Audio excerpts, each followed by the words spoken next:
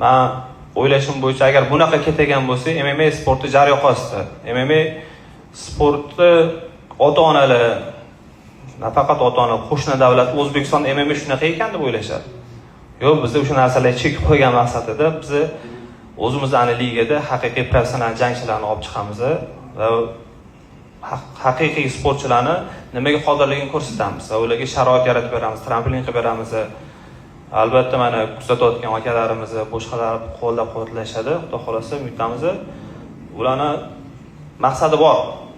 Hammaning maqsadi UFC chiqish. Mana bu MMA sportchilar ularning maqsadi mana shu jang qilsam, pul topsam, qanaqadir sponsor topsam, boshqa qilsam degan maqsadda o'zini blogini, boshqasini Instagramini yurg'izadi. Bizning ligada unaqa sportchilar bo'lmaydi. Biz u narsaga ruxsat qo'ymaymiz. Shu narsa bilasizlarki, 9 ta Mahmud Murodov professional ligasini yurg'izganman. 5 marta UFC'da ishtirok etdim. Eng zo'r ligalar Asia, One FC, Warriors boshqa liga. Shulardan olgan tajribamni O'zbekistonda xudo xolasa qo'llamoqchiman. Bu katta jamoa bilan birgalikda, albatta yaqinlarimiz bilan birgalikda.